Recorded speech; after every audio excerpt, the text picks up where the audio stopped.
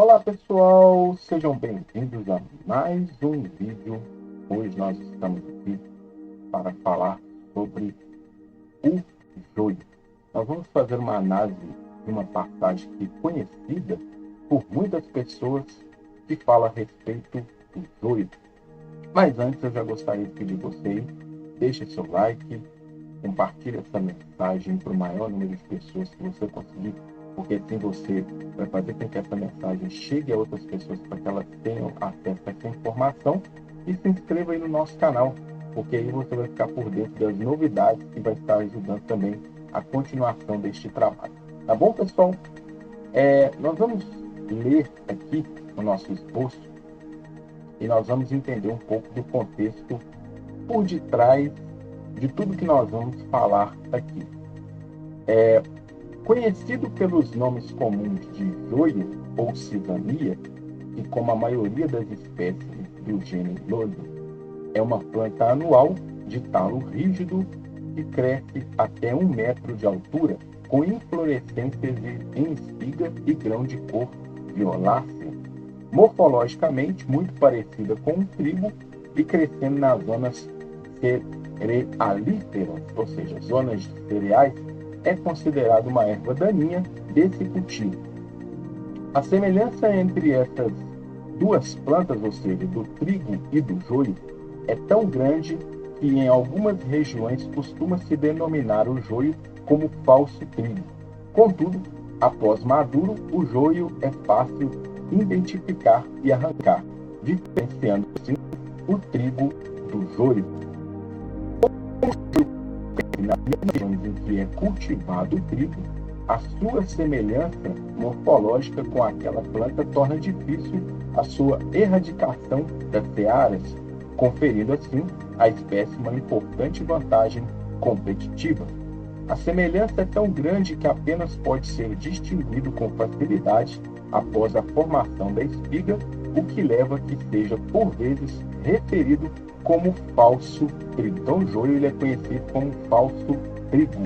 Por ser uma erva daninha comum entre o trigo, suscetível à infecção fúngica, incluindo por fungos produtores de toxinas com efeitos graves sobre humanos, em diversas línguas europeias a planta tem nomes que remetem para a embriaguez, como é o caso da língua francesa, na qual o joio é designado por Ibraí, do latim ebríacos, ou seja, ébrio.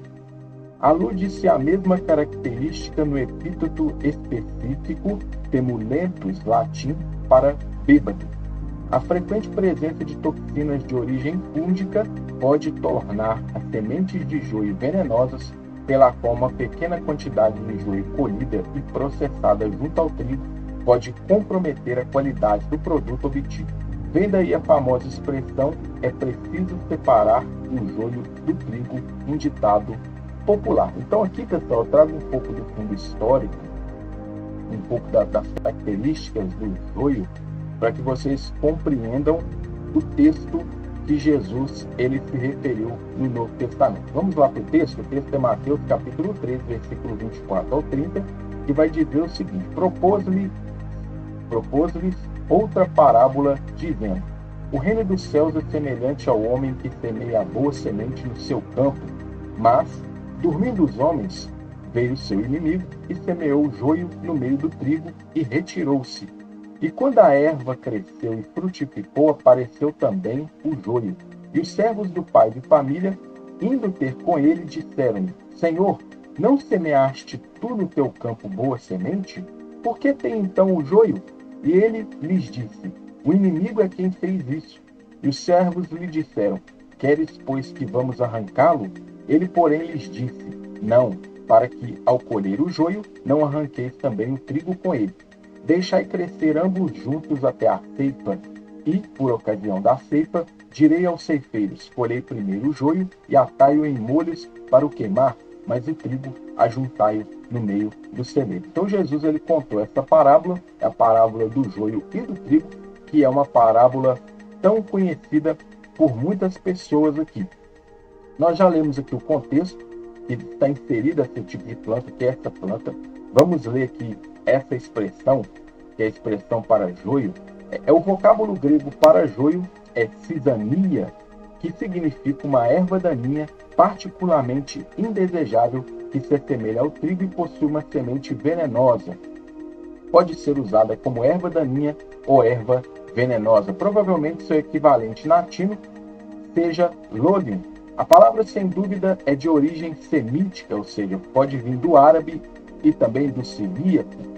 Nós temos a expressão lá no Talmud, o Talmud judaico, a expressão nós temos zevanim e zunim, ou seja, temos essas duas expressões, zevanim e zunim.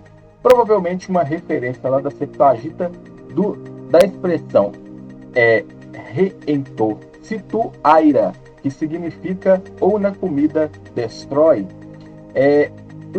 O cisânio é uma espécie de joio, um trigo bastardo, semelhante ao trigo, exceto que os grãos são pretos. Aí tem as bibliografias aqui, que eu também vou trazer mais bibliografias no final do vídeo, para vocês fazerem as pesquisas aí. Quando Jesus contou essa parábola, devemos nos ater a alguns aspectos do joio, ou seja, os aspectos que eu coloquei aqui no início, aqui, as características, tem tudo a ver com o que Jesus estava dizendo, e nós vamos aqui trazer o que isso significa quando Jesus ele falou a respeito desse trigo e desse joio. Ou seja, primeiro ponto, é conhecido como falso trigo por se parecer com trigo. Então o joio seja denominado falso trigo. Muitas pessoas o denominam, muitos agricultores o denominam falso trigo por se parecer com joio. É venenoso e pode causar infecção por fúngica, ou seja, infecção fúngica, porque por ter fungos ali que utilizam das suas propriedades, ele pode se tornar venenoso e causar uma infecção quando a pessoa se ingere ele, o confundindo com trigo. Sementes venenosas por causa de toxinas de origem fúngica, ou seja, essas sementes se tornam venenosas por conta disso. Só pode ser arrancado com o tempo, porque se você arrancar junto com o trigo, você corre o risco de causar prejuízo no crescimento do trigo, na evolução do trigo.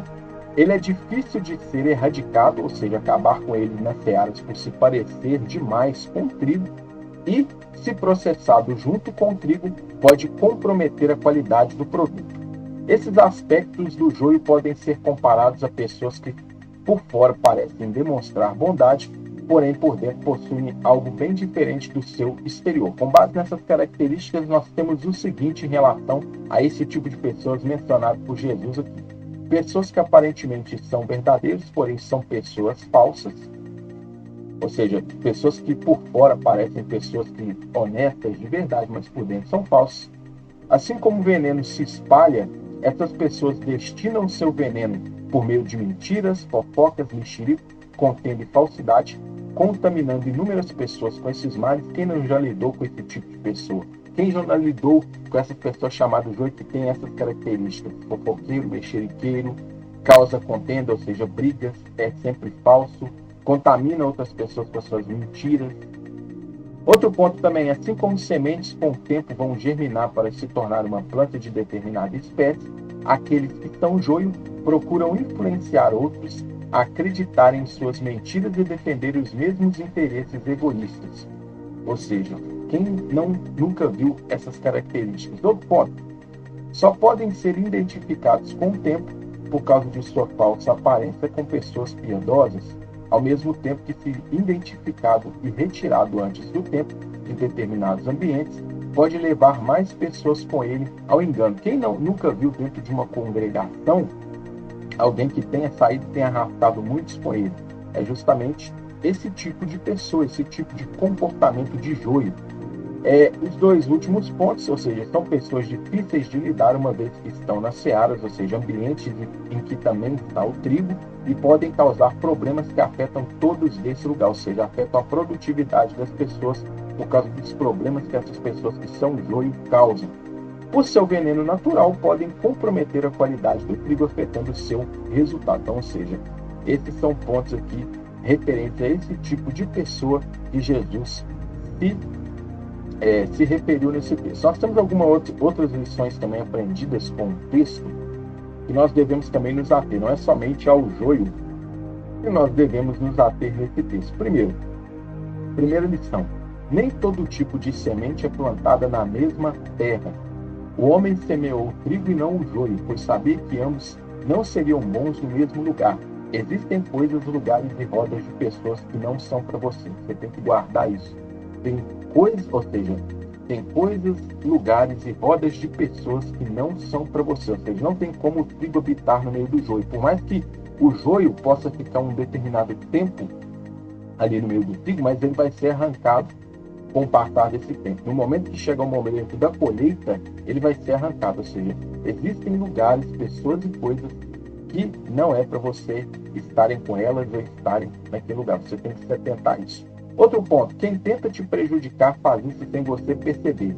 O inimigo semeou o joio no momento que ninguém percebeu. Ou seja, estava todo mundo dormindo, o inimigo foi lá e semeou o joio na seara do Senhor, na seara daquele Senhor.